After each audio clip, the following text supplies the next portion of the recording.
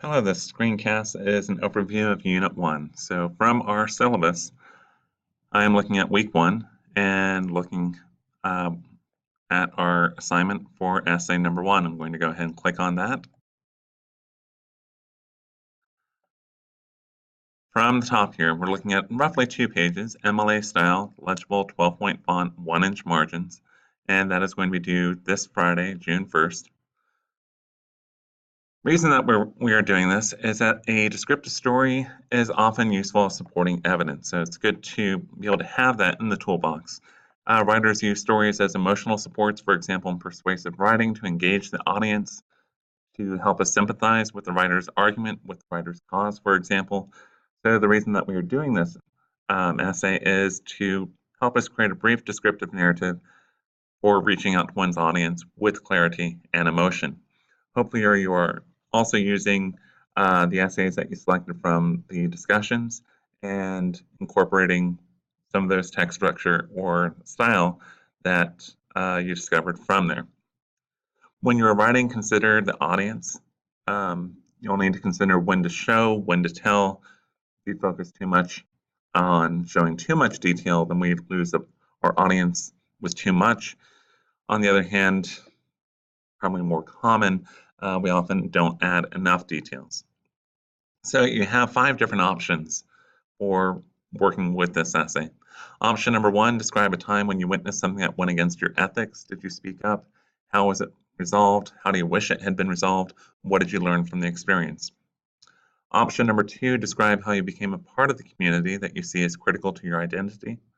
What attracted you to this community? What was the process of how you finally gained acceptance into that community?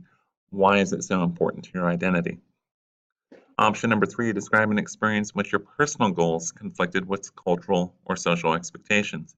How was the conflict resolved? Were you satisfied? What did you learn from the experience? Option number 4, describe a time when you faced a difficult choice. What factors needed to be considered? What was to be lost or gained? How did the final choice influence the development of the person that you are today? And finally, describe a time when you discovered your memory of a place or an event was in conflict with the reality of it. So you might consider, for example, a place that your family visited when you were young compared to revisiting that place now. Strategies for this. Your essay is a narrative essay.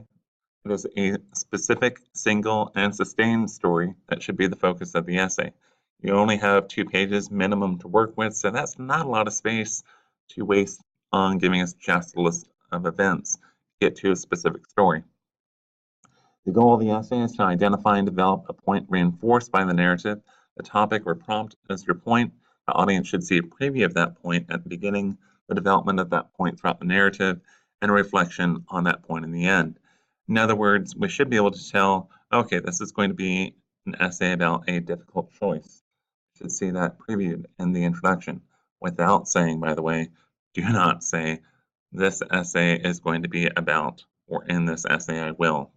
That's bad phrasing.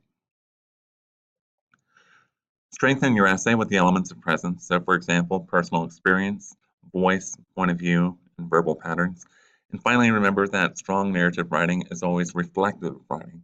It reflects your perspective while also providing a mirror for the audience that we can see our own experience in.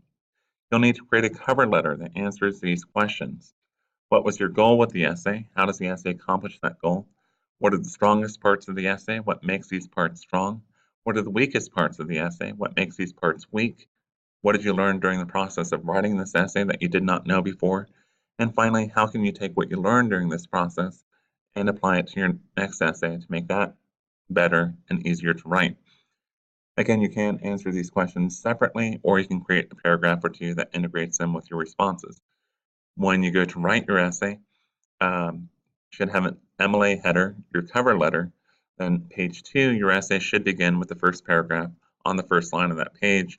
You should not need a works cited page for this essay because no research is required. The cover letter and the works cited page do not count toward the essay length requirement. You need to see at least 2 full pages of paragraph writing in your own words. Back to the syllabus, you also have a link there showing how it's going to be scored. Things that we're looking for in this case. Purpose in rhetorical situation just means, have you adapted to writing a narrative essay? Have you turned in a narrative essay? Development of the narrative. Focus on original and specific actions. We're going beyond the obvious. Should be your story. Specific situations and analysis present. Introduction sets it up. The conclusion responds to, reflects on the outcome. Should have a nice smooth pace. Presence and personality. Engage the reader with natural and thought-provoking language. Do not use forms of you in your essay. Be careful not to overuse I statements in your essay. So use vivid verbs, descriptive language, strong and appropriate tone enhance the narrative. And again, as you're looking at this rubric, notice these are things that are going to cause you to lose points. These are things that you can do to help you gain points. Sophistication, style, and clarity. We're looking for lively, thoughtful prose. For example, some of the readings from your textbook. And finally, conventions and editing. So grammar, mechanics, documentation if necessary, evidence of careful editing and proofreading. If, for example, you turn in an essay that hasn't been run through spell check or has things like forms of you within the essay, or sentence structure issues, grammar problems to the point that it's difficult to see what you're saying, that's going to create a real problem with the essay. So that is our quick overview of the Unit 1 essay. Let me know if you have any questions.